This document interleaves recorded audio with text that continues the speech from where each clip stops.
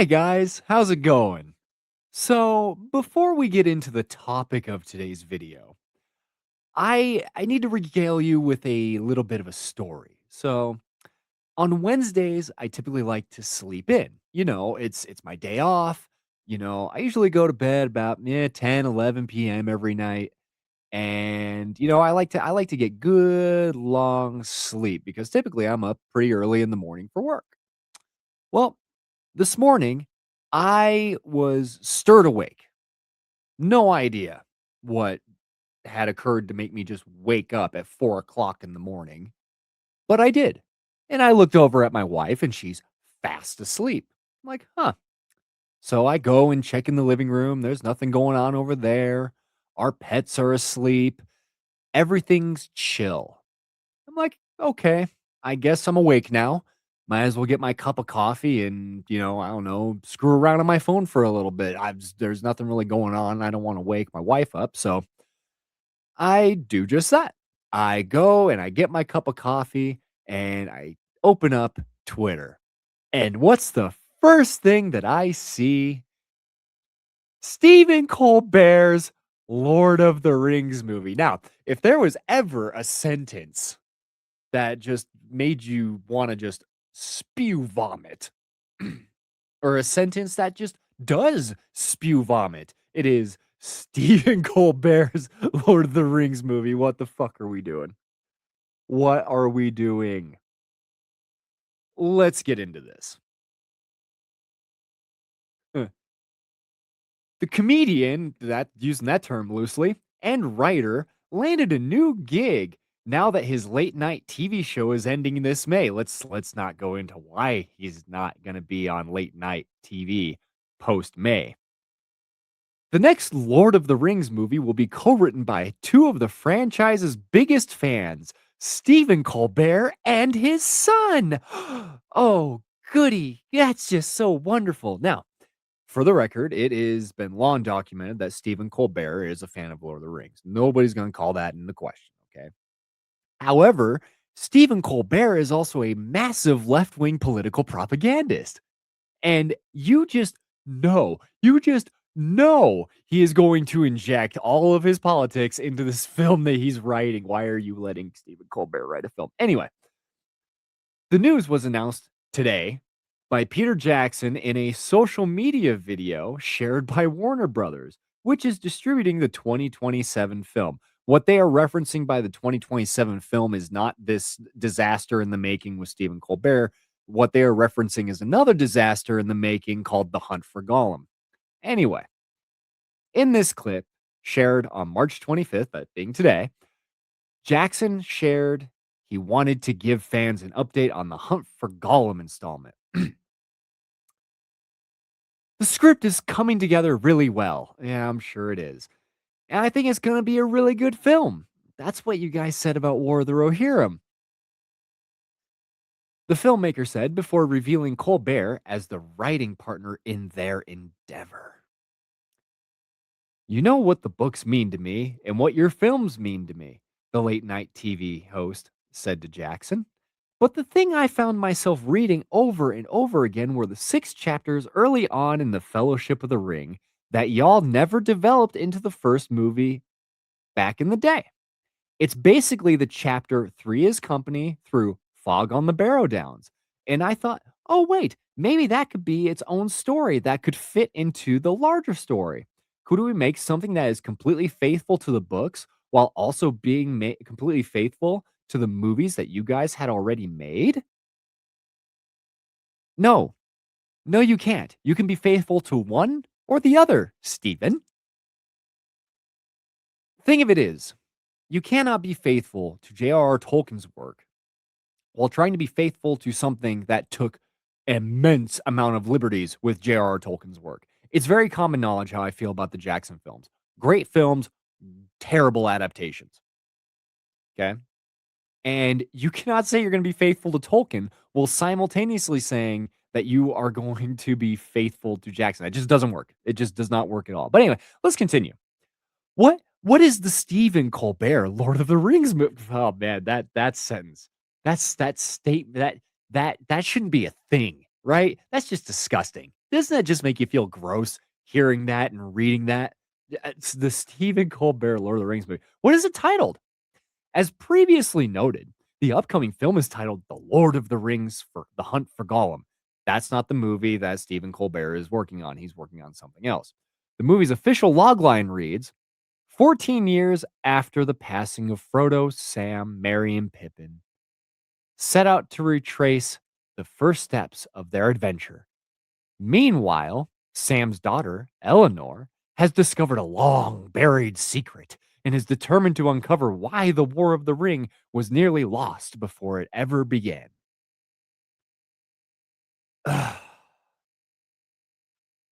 Something that uh, we already know what this is going to be. It's going to be woke bullshit. I know the term woke gets thrown around crazy, but if they're going to be making Sam's daughter the main character, it's just going to be a repeat of War of the Rohirrim. It's going to be uh female character who played very, very, very, very, very minuscule role in the books, having this crazy, completely, totally invented by Hollywood role in the film.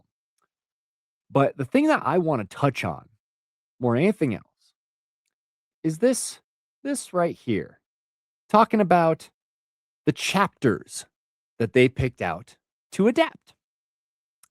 Something I said in the chat with Gary from Nerdrotic today was that the chapters they are using are not going to give you a good definitive beginning, middle, and end that you would require for a movie.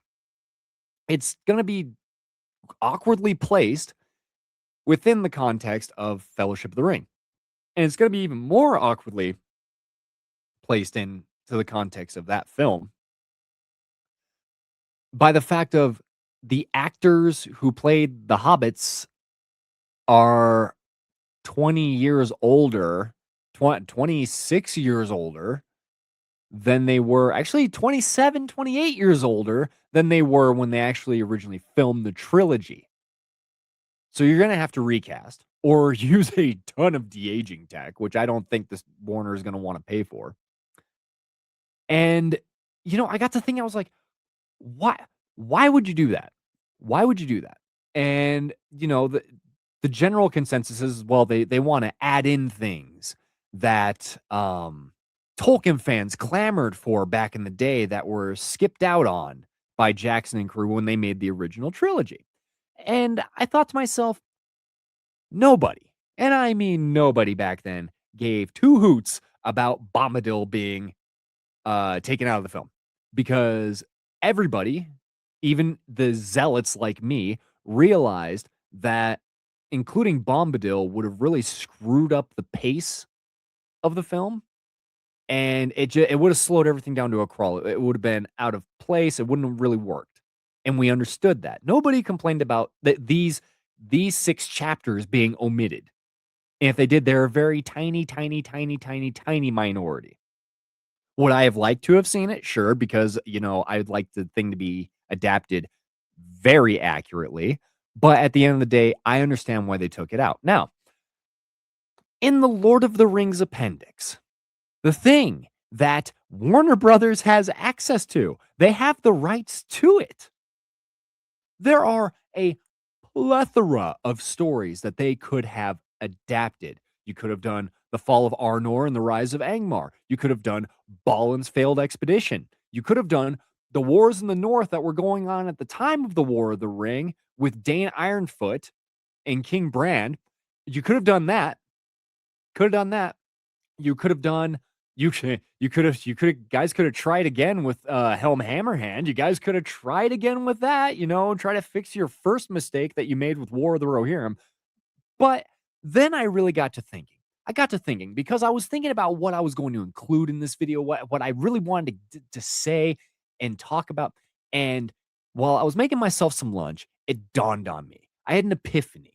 Something came down and told me this is really what they should adapt. If they're going to do this, this is the thing that they should do. The Scouring of the Shire. That is the one thing that was omitted from the Jackson trilogy that many Tolkien fans bitched and moaned about, including myself. that they should have kept in. It has a definitive beginning, middle, and conclusion. I just I mm, I know why Warner is doing this because they need to retain rights to the Lord of the Rings. It's the same reason why they did War of the Rohirrim. They're just trying, and it's the same reason why they're doing Hunt for Gollum, just to keep those rights, baby. Just gotta keep those rights. We can't we can't risk anybody else getting their hands on this, even though they're gonna butcher it to all hell. And I think what really infuriates me about infuriates me to no end is the fact that even though I have my personal gripes with the Jackson trilogy, there's a lot of people who love those films. And what you are doing by coming out with stuff like War of the Rohirrim, Hunt for Gollum, and whatever the hell this new Stephen Colbert Lord of the Rings film, whatever it's going to be called. What you are doing is you are tarnishing the legacy of that original trilogy. There's a lot of people who are going on social media. You can look at my Twitter replies, and they are saying, "See, guys, we all told you that Peter Jackson was a dumbass." And it's hard to argue with them. I mean, let's not take into account for the fact that he is responsible indirectly for all of these bastardizations that have come after his, let's call it what it was, a bastardization. Great films. That's their saving grace is they were great films. They were well written, well produced, well directed films. But as adaptations, they were poor. And the everything that has preceded or has come out since has been awful, truly awful. The Hobbit movies, Rings of Power, War of the Rohirrim. Now we're gonna have two more awful movies, and it's people are really gonna look back on the Peter Jackson Lord of the Rings trilogy and say, okay, how good was it really? That's what people are gonna do because it's happened to other franchises. It's happened to Terminator. It happened to John Wick. It happened to oh, it's escaping me. It happened to Aliens. It happened to did I say Terminator already? If I did, I apologize. Predator. I mean, it's happened to all of these franchises. Even Star Wars, as good as the OT is in Star Wars, people are I've seen murmuring here and there over the course of the past, I'd say 5, 6 years of how good was the OT really? Now they're going to do that with the Jackson trilogy. All because for whatever reason, Hollywood, I know what reason it is. It's part ideological, part financial. They think they can make money off nostalgia while promoting their bullshit ideology. They think this is gonna work, and it's just not going to work. It's gonna fail miserably. And then what then? Peter Jackson looks like a clown. Stephen Colbert gets another 30 seconds of fame just to shit the bed once again, just like he did with his late night TV show. And what are Tolkien fans left with? What are we left with? We're left with shit. Yes, we have the books, but this is the reason why I want them just to stop adapting everything. Because I don't want people to come to J.R.R. Tolkien because of bastardized adaptations. I don't want that. I think that's a net negative for people who are engaging with his stories because A, it ruins everybody's imagination. It's one of the reasons I'm glad that my dad opted to make sure and force me essentially, even though I love the books, when I first read them, he forced me to watch them or read them before watching the films. I couldn't watch the Peter Jackson films unless I read the books first. And what's you're gonna have a whiplash effect with a lot of people who are gonna read the books and be like, "Wow, this is nothing like it was in the movies," and their imagination is gonna be tarnished. They're gonna see everything that is in those books through the lens, through the aesthetic of whatever Peter Jackson or whatever Amazon shits out on the screen. And I'm sorry, me as somebody who loves these books and values the concept of having an imagination. just values having an imagination in general. I I hate this. I genuinely hate this, and I want it to stop. But anyway, guys, leave a comment down below. Tell me what you think. This is something that I threw together real quick while I was doing some other stuff around my house and, just kind of taking care of my business for the day. I do have more projects in the works. I got a response to Gary from Nerdrotic because, I told him I'd go into detail about why I think the Jackson adaptation is not a good adaptation. I got a couple other videos I got coming. I got lore videos that I'm working on. So stay tuned for those. And I hope you guys all have a wonderful day.